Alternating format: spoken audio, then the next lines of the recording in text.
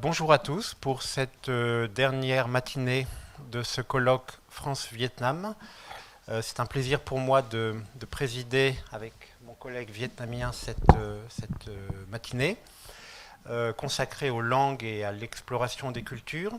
Nous allons immédiatement commencer, parce que je vois que le temps passe déjà, par un premier exposé de M. Pascal Bourdeau de l'École pratique des hautes études. L'exposé a pour titre « Aux origines de l'apprentissage de la langue vietnamienne en France, repenser le contact franco-vietnamien au XIXe siècle ». Merci, chers collègues.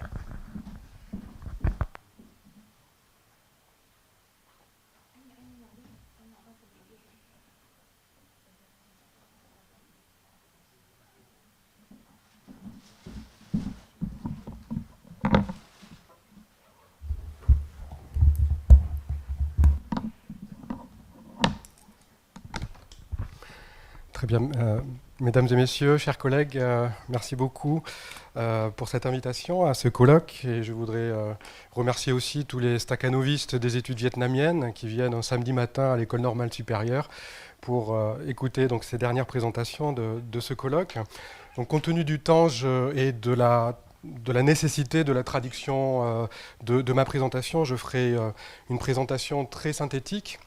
Donc, lorsque Zhang Heng m'a proposé d'intervenir dans ce colloque, j'ai proposé, disons, une réflexion qui est plus l'état d'une recherche sur le rapport linguistique entre la France et le Vietnam, pour donc essayer de questionner cette notion du contact des échanges, et pour rester donc sur ce concept central qui nous réunit tous, celui des transferts culturels, donc, qui ont été étudiés sous diverses formes, quoi.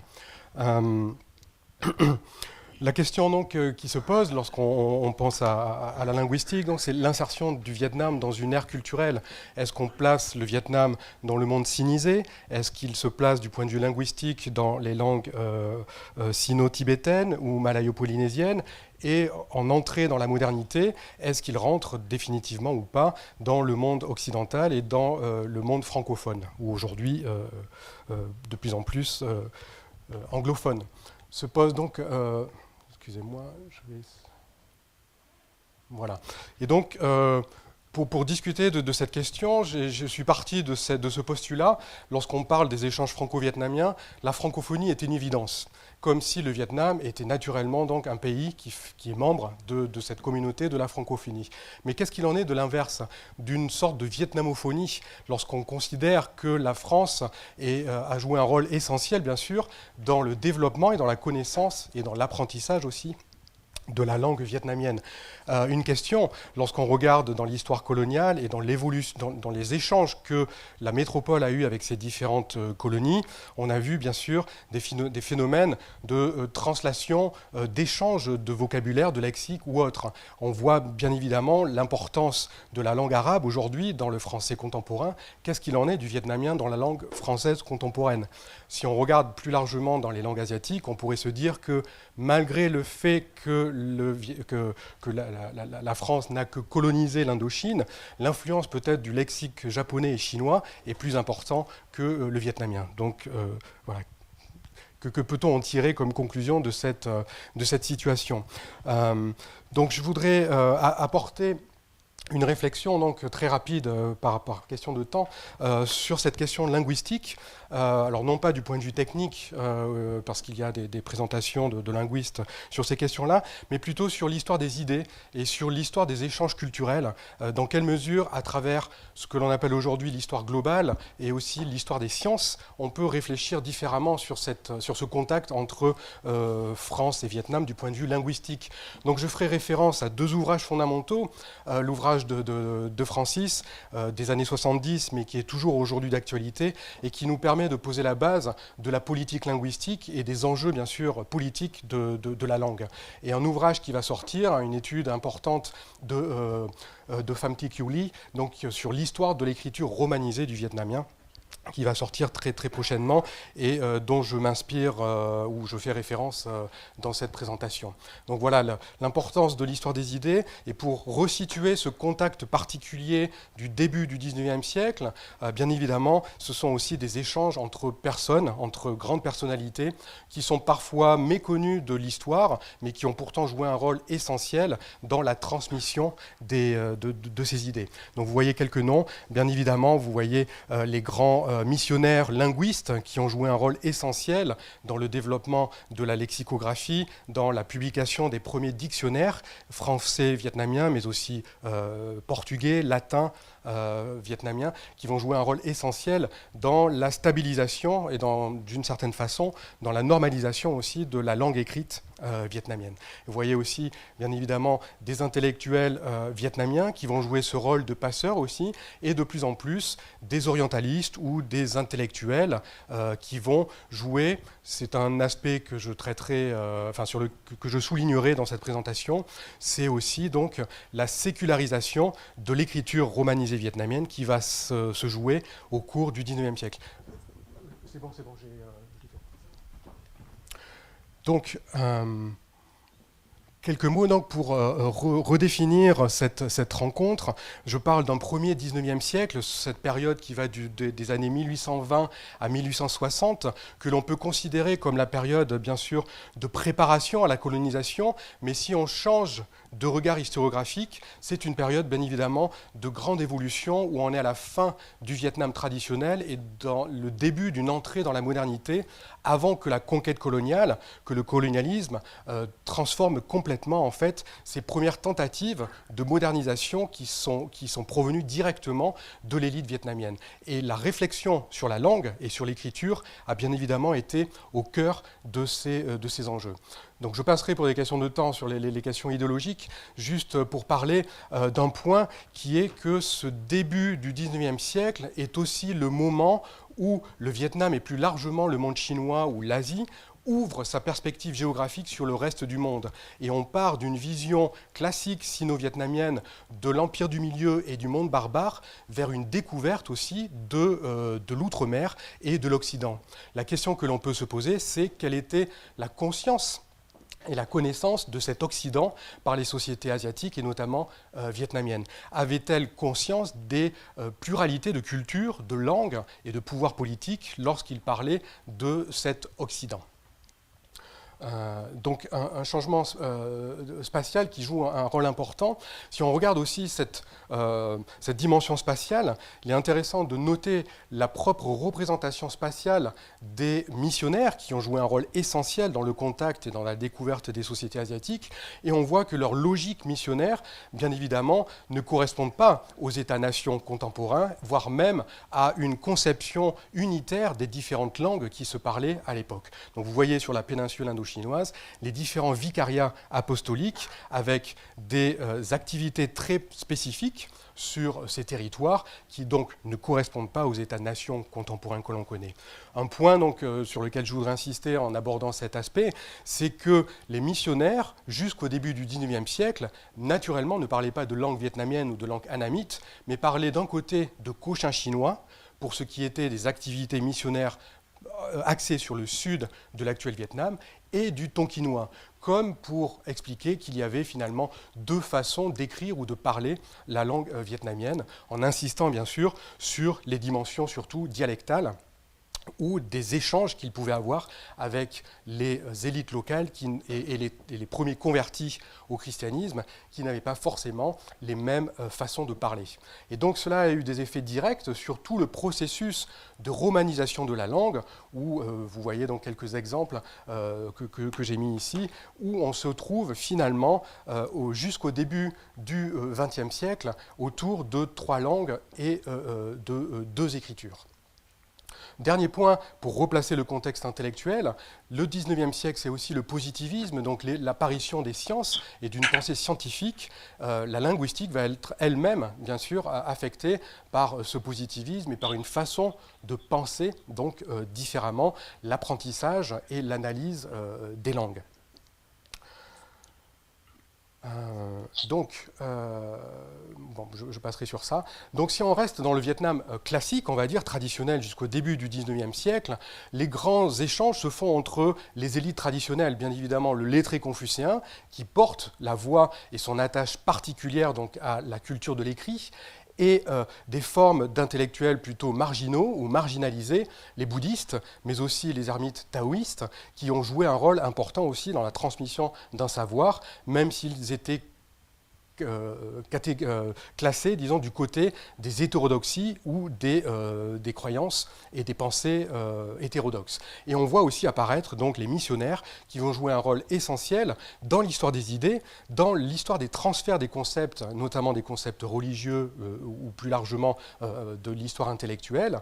Et leur rôle est essentiel aussi dans la construction d'une écriture qui va être le médium de ces échanges.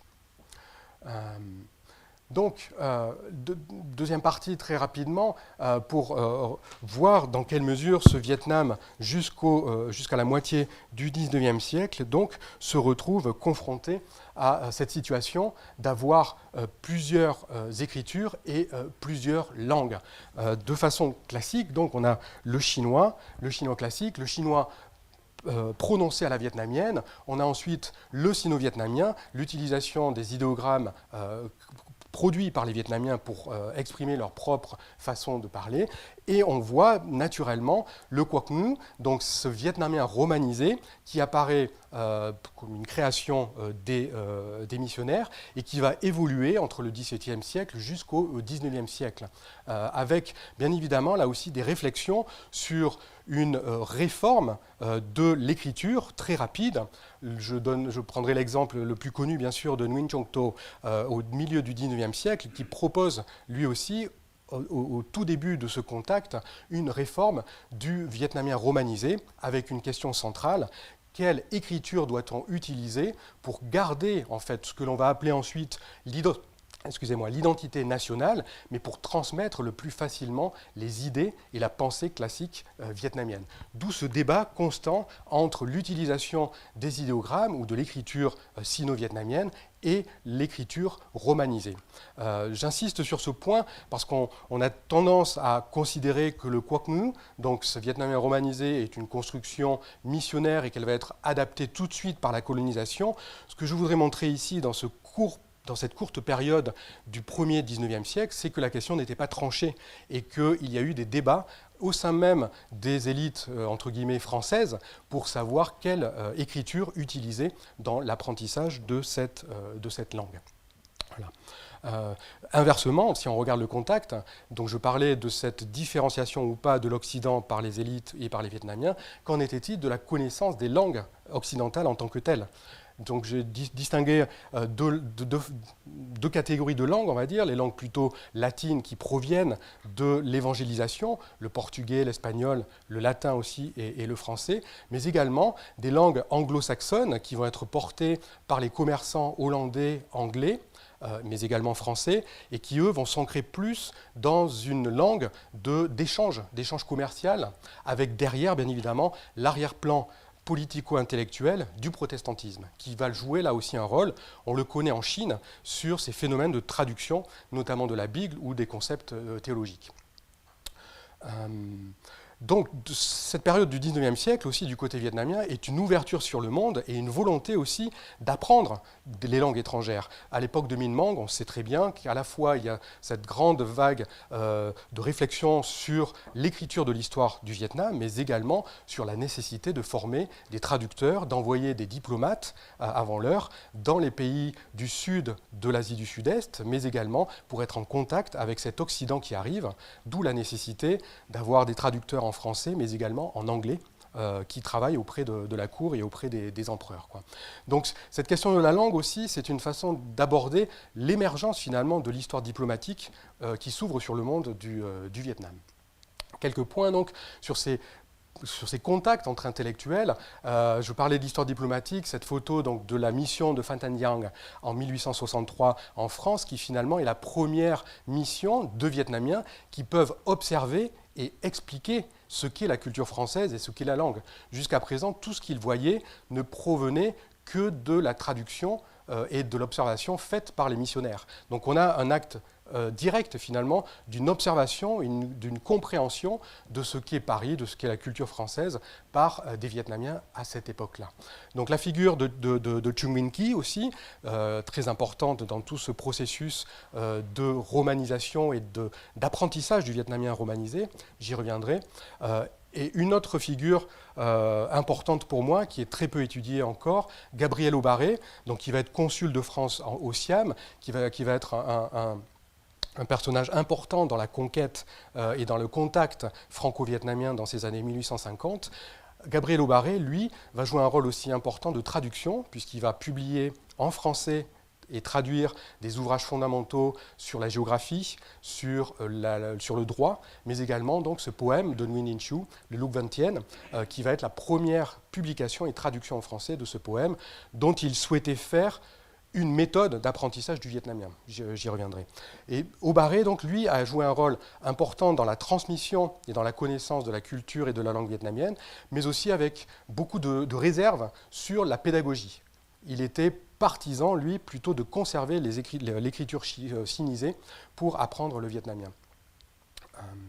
Donc, on voit apparaître des nouvelles institutions dans cette période des années 40-60, notamment en France, où après, donc, sur les acquis, disons, des missionnaires jusqu'au dictionnaire de Tabert de 1838, dans les années 1940-50, on voit un intérêt, bien évidemment, pour ce Vietnam. On est dans la période des guerres de l'opium, dans cette découverte de l'Asie, et qui exige aussi, donc, de ne plus être dépendant uniquement des missionnaires dans le travail de traduction et de compréhension de la langue et de la culture, mais dans un moment où on souhaite former une nouvelle élite qui va pouvoir jouer ce rôle d'échange, notamment du côté de la marine et de l'administration coloniale qui va se mettre en place. Et donc on voit apparaître dans les années 50 une première réflexion autour de la langue vietnamienne, puis en 1869, donc sous réserve d'études plus approfondies, le premier enseignement en Sorbonne, non pas de la langue vietnamienne ni de la langue annamite, mais de la langue cochin-chinoise. Ça, c'est donc l'effet d'Abel Desmichel, qui va être le premier titulaire de la chaire d'études vietnamiennes ensuite à l'INALCO aujourd'hui, qui va commencer donc à enseigner cet enseignement. Une personne importante aussi est Léon de Rosny, qui lui n'est pas du tout un vietnamologue ni un vietnamisant, c'est un japonologue. C'est lui qui va être le premier titulaire de la chaire d'études des religions de l'Asie lorsque va se créer l'école pratique des hautes études, et qui va malgré tout réfléchir sur ces langues asiatiques et notamment vietnamiennes. Donc on voit le début finalement de ce que j'appellerais une sécularisation de la langue vietnamienne au cours de cette période-là. Donc vous voyez quelques citations que j'ai pu trouver de ces deux auteurs, Abel Desmichel, qui loue donc l'intelligence et la souplesse de la langue vietnamienne dans ce qu'il a écrit, et également Aubaré, où il présente donc son projet de faire du Luc Van Tien la méthode d'apprentissage du vietnamien en France. On voit donc d'autres ouvrages publiés à cette époque, des études qui vont pousser, si vous voulez, à l'apprentissage scientifique de la langue. Bien évidemment, tout ça est lié à un agenda politique qui est finalement la nécessité de former des cadres qui vont devenir les futurs cadres de l'administration coloniale. Je termine rapidement donc pour expliquer aussi que du côté du Vietnam, dès la conquête donc, de Saigon, après 1858, se met en place aussi donc, le Collège des interprètes français, puis l'école des stagiaires, où là aussi vont être formés finalement les premiers interprètes français en langue vietnamienne, qui vont donc travailler bien évidemment avec les missionnaires qui étaient sur place, qui étaient les détenteurs de ce savoir et de cette méthode, avant que les méthodes précisément évoluent. C'est ce collège des interprètes et travaille directement bien sûr avec l'ESLOV, donc l'école spéciale des langues orientales vivantes, qui va devenir ensuite l'INALCO. Donc tout ça se met en place et on voit donc des méthodes à la fois de grammaire mais aussi des manuels de textes qui vont être traduits, qui vont servir d'objets pédagogiques pour apprendre le vietnamien en France et aussi bien évidemment des grammaires. Donc pour conclure et laisser le temps à Zhang Hung de traduire rapidement ce que j'ai dit, quelques éléments aussi d'archives que j'ai pu trouver, notamment dans les archives de l'INALCO, déposées aux Archives nationales de France depuis quelques années. Je me suis restreint à un seul document, une lettre de Chun Min-ki, qui date de 1872, qui explique donc dans ce courrier l'honneur qu'il a eu d'avoir pu publier des ouvrages, notamment de grammaire, de textes et de dictionnaires qui vont permettre précisément à mettre en place l'apprentissage du vietnamien en français. Donc tout ce travail est simplement un travail préparatoire, on va dire. Là, un autre document que j'ai trouvé dans ces archives aussi, qui montre l'organigramme des langues et l'évolution de l'apprentissage des langues asiatiques à l'INALCO. Vous voyez donc Léon de Rony, qui est déjà bien présent en études japonaises, et l'étude donc de l'anamite, du vietnamien, qui débute en 1871. Qui va se développer ensuite. Et deux derniers documents donc, que j'ai trouvés toujours dans ces archives, qui parlent donc de l'enseignement d'Abel Desmichel, puisque ça va être le premier titulaire entre 1871 et 1894 à apprendre le vietnamien donc, à tout Français qui s'intéressait à cette langue. Et un autre document aussi de Michel Duc-Chéniaud, donc très connu aussi, qui lui va jouer le rôle de répétiteur très rapidement aussi à l'INALCO. Tout ça pour dire qu'au sein même de l'INALCO, à côté d'un enseignement théorique, on va dire, par des linguistes, on a bien évidemment tout ce travail essentiel de répétiteurs qui souvent était le fait de Vietnamiens qui étaient soit en France, soit qui sont venus en France et qui ont joué le rôle, bien évidemment, d'apprentissage du vietnamien, parce qu'on sait tous que la phonétisation du vietnamien, l'apprentissage du parler vietnamien est beaucoup plus complexe peut-être qu'un apprentissage de l'écriture en tant que tel, quoi. Donc pour terminer, trois points, disons, pour expliquer que cette présentation est un essai, disons, pour repenser le contact franco-vietnamien sous l'angle de l'histoire des idées, de l'histoire des sciences, de voir aussi, de réfléchir plus loin, de point de vue historique, de l'importance de revoir tout le processus de traduction aussi entre le français et le vietnamien et inversement du vietnamien et du français. Donc là, je fais directement référence à l'importance, bien sûr, de la sémantique historique lorsqu'on veut étudier au-delà des langues les idées, les concepts qui sont transmis par ces langues, et puis en particulier donc dans le domaine qui m'intéresse moi, dans le domaine du religieux, où tous les concepts théologiques et plus largement du religieux sont essentiels aussi à réhistoriciser pour comprendre tout ça. Et donc pour terminer, trois exemples d'ouvrages qui me paraissent fondamentaux pour réfléchir à ça. Bien sûr, Benedict Anderson, où il explique dans son ouvrage l'importance de la langue comme un objet de fondation de l'identité nationale, voire du nationalisme moderne. Reinhard Koselleck, pour parler de l'histoire conceptuelle et de la sémantique historique. Et enfin, une réflexion, puisqu'il a été l'objet de beaucoup d'échanges dans le cadre de ces rencontres franco-vietnamiennes, Chun Duc Thao, pour se poser la question dans quelle mesure cette situation particulière du vietnamien a été l'arrière-plan, disons, de sa pensée philosophique aussi et de sa réflexion autour de la philosophie du langage. Voilà, je m'arrête ici. Merci beaucoup. Et je laisse la parole à Tanguy. Vâng, và sau đây là phần dịch sang tiếng Việt ạ. Cái bài tham luận của anh Pascal Bourneau bàn về cái vấn đề học tiếng Việt trong cái tiến trình lịch sử văn hóa của Việt Nam, và qua đó thì anh có quan sát trong cái vai trò của nó trong cái lịch sử truyền giao tư tưởng. Anh bắt đầu bằng việc tóm tắt lại cái bối cảnh tiếp xúc văn hóa Đông Tây ở Việt Nam từ cuối thế kỷ thứ 19, với khi mà phương Đông và phương Tây cọ sát gặp nhau trong cái không gian văn hóa phương Đông, cụ thể là Việt Nam, với nhiều xung đột về tôn giáo và chính trị cũng như là ý thức hệ. Và ở trong cái thời điểm đó thì các nhà truyền giáo là những người đầu tiên và đóng vai trò rất là quan trọng trong cái sự giao thoa văn hóa, sự gặp gỡ văn hóa và ngôn ngữ này. Thì anh có nhắc lại đến cái bối cảnh là về ngôn ngữ ở Việt Nam vào đầu thế kỷ, cuối thế kỷ thứ 19, và vào thế kỷ thứ 19 là ở Việt Nam thì đã có tồn tại ba cái chữ viết là xin lỗi, cái tình hình ngôn ngữ ở Việt Nam đầu thế kỷ thứ 20 là gồm có hai tiếng nói, hai thứ tiếng là tiếng Việt và tiếng Pháp, và ba cái chữ viết trong tiếng Việt đó là chữ Hán, chữ Nôm và chữ Quốc ngữ. Thì